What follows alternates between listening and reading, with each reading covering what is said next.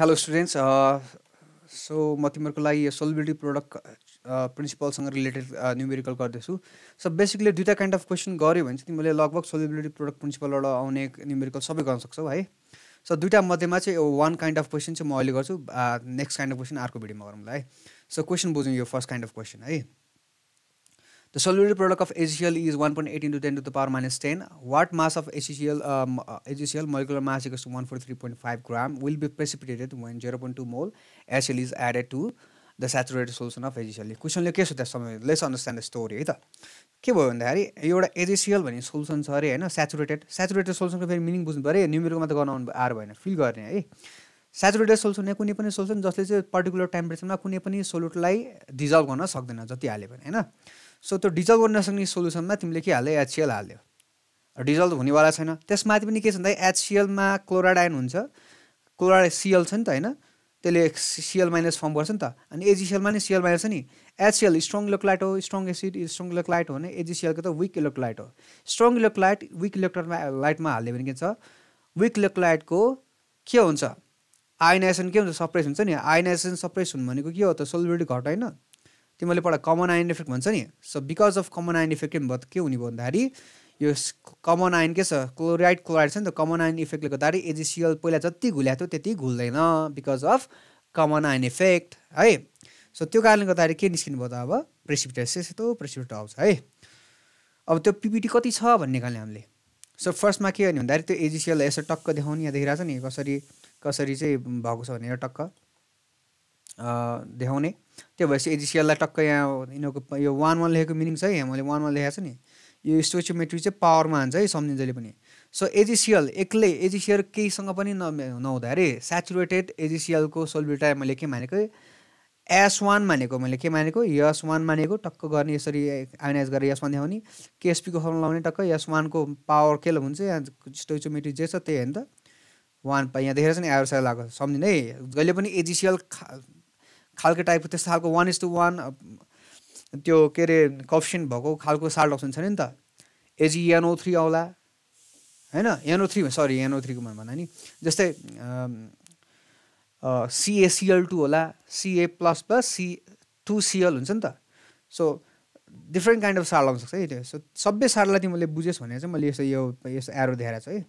So KSP को लाउने, so solubility S1 मानेको छ, KSP भनेको सोल्युबिलिटी प्रोडक्ट दिएको छ नि क्वेसनलाई सम्झिने। त सोल्युबिलिटी प्रोडक्ट भनेको छ नि, सोल्युबिलिटी प्रोडक्ट भन्नु र सोल्युबिलिटी प्रोडक्ट कन्स्ट्यान्ट एउटै कुरा है, सम्झिने एकदमै सम्झिने फेरि है। यो सोल्युबिलिटी प्रोडक्ट भन्नु र सोल्युबिलिटी प्रोडक्ट कन्स्ट्यान्ट भन्ने एउटै कुरा आउँछ। KSP को फर्मुला टक्क लाउने, भ्यालु हाल्ने, फर्म लाउने, अनि टक्क भ्यालु राख्ने, भ्यालु आएपछि S1 को भ्यालु के आउँछ, 1.342 into 10 को पावर -5 मोल पर लिटर। S1 को भ्यालु, S1 भने मैले के भनेको थिएँ, S1 हामीले के मानेको, solubility of that saturated AgCl को सोल्युबिलिटी मानेको है। कुरा बुझ्यो भने हैन। त्यसको मिनिङ के हो त, फिजिकल मिनिङ के हो यो सोल्युबिलिटीको भनेको, यो 1 लिटरमा चाहिँ 1.342 into 10 को पावर -5 मोल AgCl चाहिँ डिजल्भ स्टेटमा छ भनेको है। ल अब के हो र, जब तिमीले अब त्यसमा AgClमा तिमीले HCl हाल्यो, कमन आयन इफेक्टको कारणले गर्दाखेरि AgCl पहिला जति आयनाइज भएको थियो त्यति आयनाइज हुँदैन। आयनाइज नभएपछि के हुनुभयो, प्रेसिपिटेसन फर्म हुन्छ, सोल्युबिलिटी घट्छ हैन। आयनाइजेसन कम भनेको सोल्युबिलिटी घट्नु होइन त, सोल्युबल हुनेको आयनाइज भएर बस्नु त नि। सो के भयो भन्दाखेरि फेरि यहाँ HCl कति हालेको तिमीले, 0.2 मोल हाल्यो नि त। HClलाई नि यसो टक्क आयनाइज गरेर देखाउने, 0.2 यता पनि 0.2 भयो। अब HCl हालेपछि त्यस्तै फेरि AgCl पनि टक्क त्यसरी आयनाइज गरेर देखाउने। अब पहिला पो AgCl को सोल्युबिलिटी S1 मान्थ्यो, अब नयाँ HCl हाले पनि S1 नै हुन्छ त, हुँदैन नि। सो नयाँ केसमा चाहिँ सोल्युबिलिटीलाई मैले के मानेको, S2 मानेको है। सो AgCl को सोल्युबिलिटीलाई के मानेको, S2 मानेको। अब तर एउटा कुरा के याद गर्नु पर्यो भने, सोल्युबिलिटी भनेको के त, कति मोल चाहिँ डिजल्भ छ 1 लिटरमा भने हो नि त। अब S2 डिजल्भ भएको तर एक्स्ट्रा क्लोराइड आयन त HCl आएको छ नि त। सो टोटल क्लोराइड कति हुनुभयो त AgCl को कारण, AgCl को सोल्युबिलिटी अथवा कन्सन्ट्रेसन चेक गर्दाखेरि क्लोराइडको टोटल कन्सन्ट्रेसन चाहिँ कति हुनुभयो, यहाँ माथिबाट 0.2 थप्यो नि त, त्यही भएर S2 + 0.2 गर्नु पर्यो है। कुरा बुझ्यौ। सो Cl को कन्सन्ट्रेसन टोटल कन्सन्ट्रेसन यसो टक्क निकाल्ने है। HCl हालेपछि के हुन्छ, S2 + 0.2 भयो, यो बुझाएको छ नि है, किन HCl बाट आएको थियो।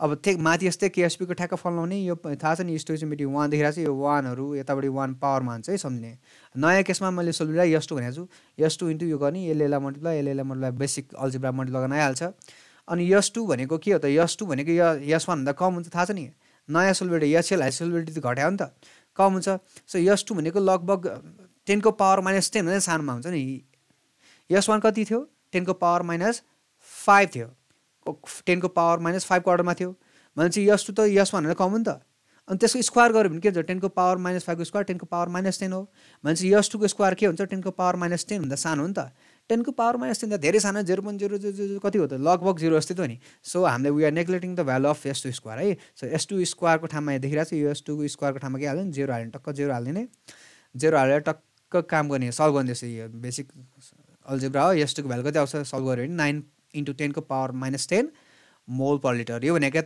पहिला 10 को पावर माइनस 5 को अर्डरमा डिजल्भ थियो नि अहिले के छ 9 इन्टु 10 को पावर माइनस 10 भनेको 10 को पावर माइनस 10 को अर्डरमा डिजल्भ छ थोरै डिजल्भ छ हैन त त्यो माथि देखिरहेको छ नि यहाँ पहिला कति डिजल्भ थियो 1.342 इन्टु 10 को पावर माइनस 5 मोल डिजल्भ थियो 1 लिटरमा है अहिले के छ जम्माको छ अहिले चाहिँ 9 इन्टु 10 को पावर माइनस 10 मोल के त एजिसिएल डिजल्भ छ केमा 1 लिटर सोल्युसनमा अब कति अनडिजल्भ छ अथवा प्रेसिपिटेसन कति भयो भने कसरी निकाल्ने मैले कुरा बुझ्ने है फेरि एक्जाम्पल सुन पहिला चाहिँ 10 वटा डिजल्भ फर्ममा थियो अब नयाँमा चाहिँ 8 वटा डिजल्भ फर्ममा छ भनेपछि अनडिजल्भ फर्ममा कति हुने भयो त दुईटा हुने भयो नि त 10 माइनस 8 गर्नु पर्यो नि त 10 माइनस 8 गर्नु पर्यो नि हैन 10 माइनस 8 गर्नु कति हुन्छ 2 हुँदैन दुईटा अनडिजल्भ हो नि त अनडिजल्भ भनेको के हो त प्रेसिपिटेसन हो सो के भन्नु कति अनडिजल्भ प्रेसिपिटेसन भनेको के हो त अनडिजल्भ अमाउन्ट भनेको के हो त अनडिजल्भ एजिसिएलको अमाउन्ट है एजिसिएलको है भनेको त्यो त्यही त हो नि पिपिटी हैन त अनडिजल्भ भनेको त्यो भनेको के हो त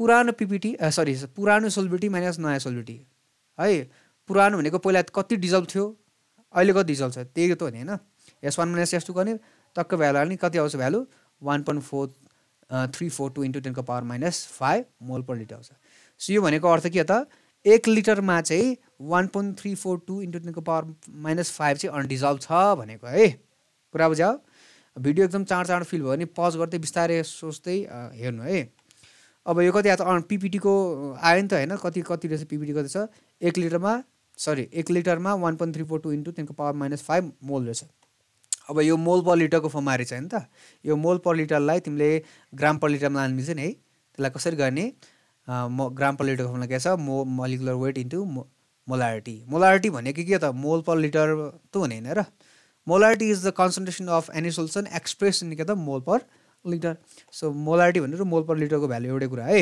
सो मोलिकुलर वेट क्वेसन लेछ 143.5 अनि यो मोलारिटी त भर्खर आएन पिपिटी को हैन ठ्याक्क आएको छ भ्यालुको मल्टिप्लाई गर्ने कति आन्सर आउँछ 1.92 इन्टु 10 926 इन्टु 10 को पावर माइनस 3 ग्राम पर लिटर सो बुझायो नि ग्राम पर लिटरको भ्यालु हैन यो भनेको अर्थ के हो त 1 लिटरमा 1.926 इन्टु 10 को पावर माइनस 3 ग्राम चाहिँ के छ पिपिटी छ भने कसको एजिसिएलको कुरा बुझ्यौ